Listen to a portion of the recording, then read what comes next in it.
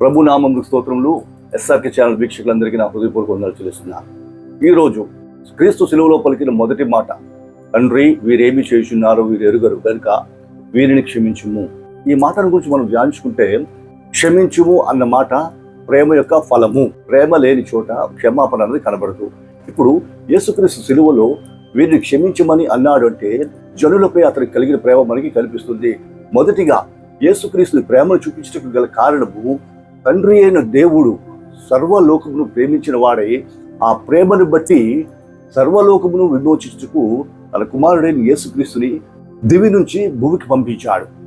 ఈ విధంగా వచ్చిన యేసు తండ్రి ప్రేమకు బద్ధుడై అదే ప్రేమను లోకంలో చూపించాడు. ఈ ప్రేమను బట్టే వారిని క్షమించమని అడగలిగాడు. గమనించండి, యేసుక్రీస్తుని బంధించిన సమయం నుండి శిలువ వేసే వరకు ఆయనను పలు విధములుగా బాధించారు. ఆయనను ఖైదీని బంధించినట్లు బంధించారు, కొరడాలతో కొట్టారు, పిడిగుద్దులు గుద్దారు, ముమ్మి వేశారు, శిలువ మోయించారు, అతనిని హేళన చేశారు, అతనికి ముండ్ల కిరీటము ధరింపజేశారు. ఇన్ని విధములుగా ఆయనను ఆయాసపరిచినప్పటికీ ఆయన వాడిన పదము, తండ్రి వీరిని క్షమించుము. ఇంత ప్రేమను ఎలా చూపించగలిగాడు అన్న విషయం గురించి మనం ఆలోచించినట్లయితే, ప్రేమ అనేకమైన పాపములను కప్పును అని 1 పేతురు పత్రిక 4వ అధ్యాయం 8వ వచనంలో మనకి కనిపిస్తుంది. ఇటువంటి ప్రేమను కలిగిన దానిని బట్టే వారి అతిక్రమంలో ఆయన దృష్టిలో పడలేదు, కానీ దేవుని లక్షణమైన ప్రేమను అతను చూపించగలిగాడు. ఇది ప్రేమలో ఉన్న శక్తి. ఈ ప్రేమ యొక్క శక్తి మనం అర్థం చేసుకోవాలంటే, మనకి ఎవరితోనైనా కలహము కలిగినప్పుడు వారిని మనము ప్రేమించి విడిచిపెట్టగలిగినట్లయితే వారి అతిక్రమం మన హృదయంలో గాని మన మనసులో గాని ప్రవేశించదు. దీని వలన ఆ కోపం యొక్క ప్రభావం మన మీద ఉండదు. దేవునితో మన సహవాసము లేక మన వ్యక్తిగత జీవితంలో మన ప్రవర్తన అన్నది మన స్వాధీనంలో ఉండి మనము జీవించగలము. అదే ఒకవేళ ఆ వ్యక్తిపై మనం కోపం పెంచుకునే ఎడల ఆ కోపము మనలో నివాసం ఉంటుంది. ఈ విధంగా నివాసం ఉన్న కోపము మరలా ఆ వ్యక్తి మనం ఎదురుకి వచ్చినప్పుడు పని చేయడం ప్రారంభిస్తుంది. మన ఆలోచనలను మన స్వాధీనం నుంచి తప్పించేస్తుంది. దీనివల్ల జరిగేది ఏంటంటే, ఆ వ్యక్తి మన ఎదుట పడుతుందోనే మన వ్యక్తిత్వమును అతడు స్వాధీనంలోకి వెళ్ళిపోతుంది.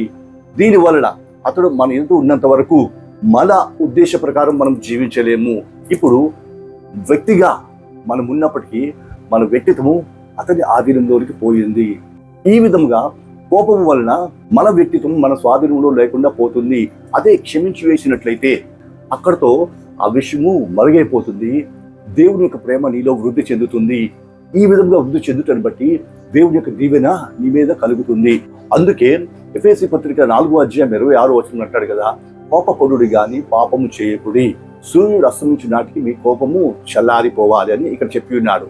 సో ఇట్టి విధంగా మనలో ప్రేమ అన్న స్వభావం ఉన్నట్లయితే కోపము మనలను ఏలుబడి చేయదు. దేవునితో మన సహవాసమును అది ఎట్టి విధంగా కూడా భంగపరచలేదు. ఇటువంటి ప్రేమనే క్రీస్తు శిలువలో మన కొరకు మాదిరిగా ఉంచిపోయాడు. ఆ ప్రేమను లోకమునకు చూపుటకే దేవుడు తన కుమారుడైన యేసుక్రీస్తుని లోకమునకు పంపించి ఉన్నాడు. లోకమునకు వచ్చిన యేసుక్రీస్తు కూడా తండ్రి చిత్తమును నెరవేర్చుటకు గాను శిలువ వేయబడి సర్వమానవాళి రక్షణ కొరకు రక్తము చిందించాడు. రోమా పత్రిక 5వ అధ్యాయం 8 నుంచి 10 వచనంలో ఇది మనకి కనిపిస్తుంది. మనం ఇంకనూ పాపులమై ఉండగా క్రీస్తు మన యందు తన ప్రేమను వెల్లడిపరచండి. ఇది దేవుని ప్రేమలో ఉన్న శక్తి. ప్రేమ యొక్క ఈ శక్తిని ఎరిగిన పౌలు ప్రేమను గురించి రాస్తూ 1 కొరింథీ పత్రిక 13వ అధ్యాయం అంతట్లో ప్రేమ యొక్క శక్తిని గురించి వివరించాడు. సమస్త విధమైన కృపావరములు కలిగి ఉన్నప్పటికీ, అనేకమైన గొప్ప కార్యములు చేసినప్పటికీ ప్రేమ లేని వాడనైతే నేను వ్యర్థుడను అని ఇక్కడ ప్రేమ యొక్క శక్తిని గురించి వివరించాడు. అదే విధంగా 13వ వచనము చూసినప్పుడు, ప్రేమ, విశ్వాసము, నిరీక్షణ అన్నవి శ్రేష్టమైనవి, వీటిలో శ్రేష్టమైనది ప్రేమ అని ప్రేమ యొక్క శక్తిని గురించి వివరించి ఉన్నాడు. సో ఇటువంటి ప్రేమను లోకములకు చూపించిన యేసుక్రీస్తు శిలువలో మరణించిన తర్వాత తన ప్రేమను బట్టి రక్షింపబడిన జనులు మరలా లోకములోనికి తిరిగిపోకుండాట్లు వారి కొరకు ఆదరణకర్తను పంపించి ఉన్నాడు. ఈ ఆదరణకర్తను వారి హృదయంలో ఉంచి మానవ హృదయంలో కుడి ఎడమలకు తొట్టిల్లిపోకుండాట్లు సరిదిద్దునట్లుగా వారిలో ఈ ఆత్మకు నివాసం ఏర్పాటు చేసి ఉన్నాడు. నాటి నుంచి ఈ పరిశుద్ధాత్ముడు అన్నవాడు దేవుని బిడ్డల హృదయంలో నివసిస్తూ నడబడిని అదుపు చేయుచున్నాడు. ఈ విధముగా దేవుని సన్నిధిలో నుండి కుడికి గాని ఎడమకు గాని తొట్టిల్లిపోకుండాట్లు వారి జీవితములను ఆత్మ స్వాధీనంలో పెట్టి ఉన్నాడు. ఈ విధముగా ఆత్మ వారిలో నివాసం ఉంటూ వారిని క్రీస్తులో సంపూర్ణ స్థితిలోనికి నడిపిస్తుందట. యోహాను సువార్త 16:13 ఆ ఆత్మ మిమ్మును సర్వసత్యంలోనికి నడిపించును అని ఇక్కడ వ్రాయబడి ఉంది. యేసుక్రీస్తు నేను సత్యమును అని చెప్పి ఉన్నారు. సో సర్వసత్యములోనికి నడిపించుటనగా క్రీస్తులోనికి నడిపించుట. సో ఈ విధముగా ఎందరైతే ఆ ఆత్మచేత నడిపింపబడతారో వారందరూ క్రీస్తు యొక్క సారూప్యతను సంపాదించుకున్న వారై దేవుని పిల్లలుగా గుర్తింపబడతారట. రోమాపత్రిక 8:14. ఇప్పుడు ఈ విధంగా దేవుని యొక్క ఆత్మచేత నడిపింపబడుతున్న వీరందరూ దేవుని కుమారుడు కాగా వీరందరూ ఆత్మఫలములు ఫలించాలి. ఈ ఆత్మఫలమే ప్రేమ. గలతీ పత్రిక 5:22 ఇది మనకి కనిపిస్తుంది. ఆ ప్రేమనే ఇక్కడ యేసుక్రీస్తు శిలువపై చూపించాడు. ఇప్పుడు ఇట్టి స్థితి కలిగిన వారందరూ దేవుని కుమారుడిగా పరిగణింపబడుతుండగా దేవుని కుమారుడిగా ఉన్నవారు ఎట్టి విధంగా దేవుని ప్రేమను చూపించాలి అని మత్తయి సువార్త 5:44 చెప్తున్నాడు. మీరు పరలోకమందున్న మీ తండ్రికి కుమారుడగినట్లు మీ శత్రువులను ప్రేమించుడి, మిమ్మల్ని బాధించిన వారి గురించి ప్రార్థన చేయుడి అని చెప్పి ఉన్నాడు. అంటే దేవుని యొక్క సారూప్యతను పొందుకున్న నీవు దేవుని యొక్క ప్రేమను లోకంలోకి చూపించగలగాలి. అప్పుడే దేవుని కుమారుడిగా దేవుని యొక్క ఉద్దేశమును నెరవేర్చగలిగిన వాడు అవుతావు.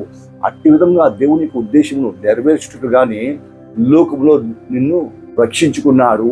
రక్షింపబడిన నీకు సర్వజనులను ప్రేమించాలి అని ఉపదేశం చేసి ఉన్నాడు. ఇది యేసుక్రీస్తు శిలువలో పలికిన మొదటి మాట యొక్క అంతరార్థము. అయితే ఇప్పుడు ప్రేమ అన్న దాని గురించి తెలుసుకున్నాం కదా.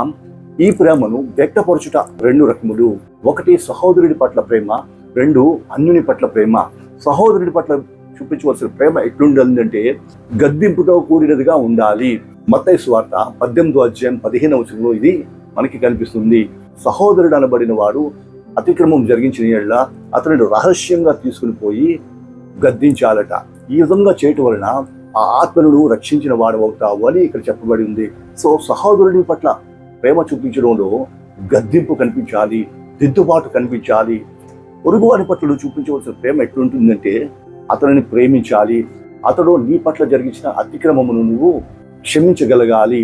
ఈ విధముగా జరిగించడం వలన దేవుని యొక్క ప్రేమను లోకములకు చూపిన వాడపై అన్యులను దేవుని వైపు తిప్పిన వాడు అవుతావు. ఇట్టి విధముగా దేవుని యొక్క ప్రేమను నీవు కలిగిన వాడవై సహోదరుని సరిచేయచ్చు, అన్యజనులను దేవుని వైపు నడుపుచు అనేకులను క్రీస్తు ప్రేమలో నడిపించాలని ఉద్దేశించి దేవుడు శిలువలో ఆ ప్రేమను నీకు మాదిరిగా ఉంచిపోయి ఉన్నాడు.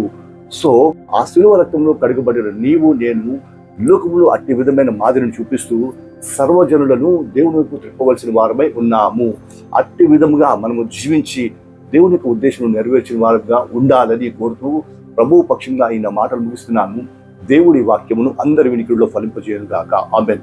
ప్రార్థన చేసుకున్నాం. స్తోత్రం తండ్రి, వందనములు.